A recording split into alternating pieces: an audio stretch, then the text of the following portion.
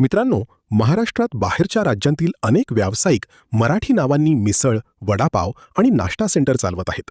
तर ग्राहकांच्या मनात आजही इडली, डोसा, उत्तप्पा म्हटलं की साऊथ इंडियन चवच सर्वोत्तम अशी प्रतिमा आहे.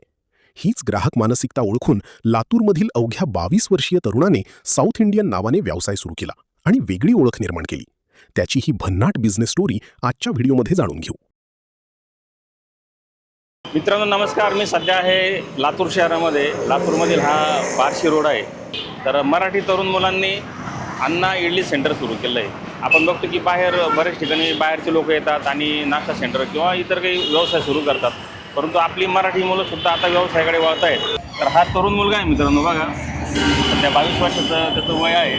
18-19 वर्ष साधारण बऱ्याच जणांचं शिक्षणाचं असतं किंवा ते पालकांच्याच अंमलाखाली असतात. पालक जे म्हणतील तेच करत असतात, परंतु या तरुणाने स्वतःचा व्यवसाय इथे सुरू केलेला आहे. दादा तुझं नाव काय? माझं नाव जाधव पवन महादेव. आपलं गाव इथं 15 किलोमीटर आहे. आमचं गाव सांगवी रेणापूर तालुक्यामध्ये येते. 15 किलोमीटर येते. एक 8 एकर शेती आहे आम्हाला. मग तू आता इकडे कसं काय आले हॉटेल व्यवसायाकडे? शेतात काय सर, कधी पाऊस पडतोय कधी नाही, त्याच्यामुळं सर्व शेतीवर अवलंबून नाही आम्ही. त्याच्यावर इतर म्हणलं धंदा वगैरे व्यवसाय चालू करावा, मग आम्ही व्यवसाय चालू केला. आधी अंबाजोगाई रोडला एक शाखा उघडली पहिली. मग तिथं 5 वर्ष आम्ही केलं. नंतर हळूहळू बिझनेस वाढला, आमचं नाव वाढलं, थोडंसं क्वालिटी वगैरे दिल्यामुळं थोडं असं वाढवावं वाटलं. नंतर मग आम्ही दुसरी शाखा ओपन केली इथं बार्शी रोडला. पुढे जाण्यासाठी 2 मार्ग असतात. एक तर चांगलं शिक्षण घेणे किंवा कुठला तरी व्यवसाय करणे. मग तू दोन्हीमध्ये तू व्यवसाय निवडला. शिक्षणाकडे कसं आहे तुझं, दुर्लक्ष होत आहे की करतोय शिक्षण? नाही ना, दुर्लक्ष आहे सर.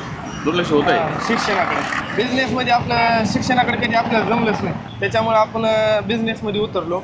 अच्छा, याचा अर्थ तू समजून घेतलं किंवा तुला ओळखता आलं की बाबा मी किती जरी काही केलं तर मला शिक्षणामध्ये जास्त इंटरेस्ट नाही, बिझनेसकडे वळायला. बरं, बऱ्याच मुलांना हे खूप उशिरा कळतं. त्यांना असं वाटतं की आपल्या शिक्षणाचं काही किंवा आपण जे शिक्षण घेतो आहे त्याचा काही उपयोग होत नाही. एकतर आपली शिक्षण तशी आहे, नोकऱ्या नाही आहेत किंवा त्याच्यामध्ये खूप वेळ जातो.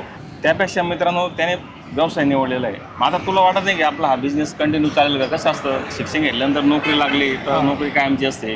बिझनेसमध्ये खूप मेहनत घ्यावं लागते, दररोज काम करावं लागतं. ते आपल्याला विश्वास आहे ना सर. कला ही कधीच उपाशी राहू देत नाही माणसाला. त्यामुळं आपण जरी आपला नाही पुढे चालू धंदा वगैरे नाही चालला ते आपण स्वतः आपल्याला कला येते, त्याच्यामुळं काय आपल्याला काही टेन्शन नाही. आणि आपलं माइंडच नाही त्या शिक्षणामध्ये काय आपल्याला काय करायचं. आपण स्वतःच बनवतो, स्वतः मालक. 2 हाताखाली आपल्याकडं एक मुलं आहेत, त्याच्यानंतर एक मावशी असते आता भांडे वगैरे धुण्यासाठी. सकाळी आपल्यापाशी 6ला जे चालू होते नाश्ता, 6ला ओपन करतो, 7 वाजेपर्यंत नाश्ता तयार होते. त्याच्यानंतर चालू होते 5 वाजेपर्यंत. अंदाजे सांगायचं हां हां. साधारण आता किती महिन्याला किती उलाढाल होती तुझी? तसं तर 1-1.5 लाख रुपये सहज होते सर. म्हणजे पण उलाढाल. उलाढाल उलाढाल त्यातून समजा 5-50 हजार रुपये खर्च हां हां होतो. हां. आणि सुरुवातीची स्टेज आहे तुझी 50-1 हजार रुपये आपल्याला उरते सर. सगळं सगळं वगैरे, गाडीचा खर्च म्हणा, एक पेट्रोल माळ वगैरे सगळं 50-1 हजार रुपये आपल्याला राहते सर. त्याच्यामध्ये राहत. पुढचं काय नियोजन तुझं? पुढे काय करायची इच्छा आहे तुझी? नाही हेच सर, आपला बिझनेस थोडा वाढवायचा, अजून बरं. डेव्हलपमेंट करायचं, थोडंसं मोठं थोडंसं हॉटेल व्यवसाय वाढवायचा. वाढवायचा. नाश्ता सेंटर, आता सध्या जेवण कसं- वगैरे. हे आता सध्या टेबल सर्व्हिस नाही ना, सेल्फ सर्व्हिस आहे. सेल्फ सर्व्हिस टेबल सर्व्हिस करायची थोडंसं ऑफिशियल प्रोफेशनल करायचं थोडंसं. वाढवायचं. वाढवायचं. तुझे इतर भाऊ काय करतात?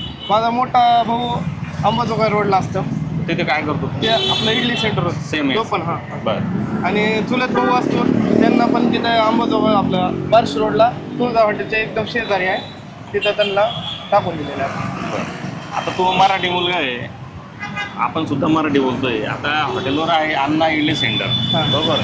यापूर्वी असं व्हायचं की बाहेरचे लोक जे यायचे ते आपले नावं टाकायचे, व्यवसाय करायचे. लोकांचा जो कला आहे तो अण्णा म्हटलं का ते लोक जातात तिथे. त्यांना असं वाटतं की अण्णाचं म्हणजे एक मानसिकता तू पकडली आणि हे नाव दिलंय. बरोबर. काय वाटतं तुला आताचे तरुण मुलं जे आहेत हां हां. काय त्यांचा दृष्टिकोन कसा आहे व्यवसायाकडे, शिक्षणाकडे? किंवा तुझे मित्र असतात आपले, पारावर गप्पा मारत बसतील, मोबाईल गेम वगैरे खेळतील, काहीतरी टी व्ही बघत बसतील. त्यांना एवढं सांगायचे की घरच्याच्या जीवावर वगैरे जगू नये.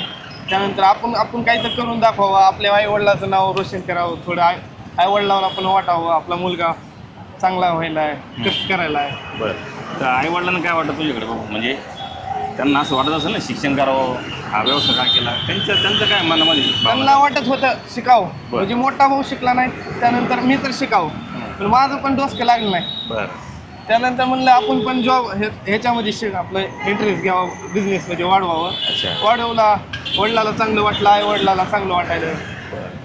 शेती पण असून काय उपयोग नाही सर. म्हणजे शेतीमध्ये फार उत्पन्न नाही हां. किंवा याच्यात महिन्याला समजा 50,000 रुपये तरी राहतात. एक साधारण बरेच हॉटेल मालक जे आहेत म्हणजे त्यांचा बिझनेस जो आहे तो चालल्याशिवाय चालू होत नसतो. कुठलाही व्यवसाय जो असतो हॉटेलचा, आपल्याला जर ते हॉटेल 5-6 महिने 1 वर्ष जर तिथे दिसलं, समजून घ्या काहीतरी प्रॉफिटेबल धंदा आहेच तो. परंतु याच्यामध्ये अडचणी काय काय? अडचणी सर कधी कधी मुलं नसतात कधी कधी. मग काय नाही, आपण स्वतः कष्ट करता म्हणून आपल्याला काही भीती नाही अच्छा. त्याचा विषय ते आहे. हे स्वतः काम केलं तर काही अडचण नाही, दुसऱ्याच्या भरोश्यावर राहायचं नाही. काही उपयोग नाही. मित्रांनो, थोडं आपण मध्ये स्ट्रक्चर बघू कसं केलेलं आहे. बघा, हे नाश्ता सेंटर आहे. जागा तुम्ही बघू शकता. सकाळची वेळ आहे. साऊथ इंडियनचे किंवा आपले महाराष्ट्रीयन सुद्धा पदार्थ तुम्हाला दिसतील समोर. आणि मित्रांनो, आम्ही 2 जण होतो. 100 रुपयामध्ये पोटभर नाश्ता झाला. म्हणजे बाहेर जर आपल्याला 200-300 रुपये लागले असते ना, 100 रुपयामध्ये इथे चांगला नाश्ता झालेला आहे. सकाळी किती वाजेपासून काम चालू होतं? 6 वाजता आम्ही इथं येतात. 6 वाजता 7 पासून नाश्ता आपला चालू होतो रेग्युलर. बरं 6 ते 5ला केलेलं आपलं बंद होतं हॉटेल. 5 नंतर पुन्हा वगैरे स्वच्छता वगैरे करायची. माणसाची थोडीशी चिकाटी जर केली घरच्या घरी, आपण स्वतः जर बनवला तर आपलं काही करू शकता, काही पण वाढू शकते, पैसे महाग पडू शकतात. मी लेक्चरर आहे स्वामी विवेकानंद. नेहमीच येतो, पण खूप छान जेवण आहे इथं. आणि विशेष म्हणजे सर्व्हिस खूप चांगली आहे. मुलं खूप छान बोलतात, व्यवस्थित कम्युनिकेट करतात. आणि सगळ्यात महत्त्वाचं आहे ती क्वालिटी महत्त्वाची आहे. डोसा पण खाल्ला आहे मी, डोसा पण खूप छान आहे. मागच्या पिढीपेक्षा पुढची मुलं खूप चांगले आहेत सध्या आताच्या विचाराने. स्वच्छता चांगली आहे, सगळं व्यवस्थित आहे. तर मित्रांनो, आजच्या व्हिडिओमध्ये आपण पवन जाधव याची कथा जी आहे ती जाणून घेतली आहे. आपण असे काही व्हिडिओ आपल्या चॅनलला प्रसिद्ध करत असतो. यामागचा उद्देश म्हणजे काही ना काही उद्योग करत राहा, व्यवसाय करत राहा, आपली क्षमता ओळखा आणि त्या दिशेने वाटचाल करा. तर तुम्ही जर लातूर शहरामध्ये जर आलात तर बार्शी रोडवर तुम्हाला इथे अन्नाज इडली सेंटर दिसेल. हा एक्झॅक्ट पत्ता काय सांगतो का? बार्शी रोड रिलायन्स पेट्रोल पंपच्या एकदम अपोजिटला, बरं. बार्शी रोडला. Mobile number? माझा मोबाईल नंबर 9359833307. तर मित्रांनो, जर तुम्ही या कधी भागात आलात तर आलात call करा. तर नक्की इथे या आणि इथल्या नाश्त्याचा आस्वाद घ्या. धन्यवाद.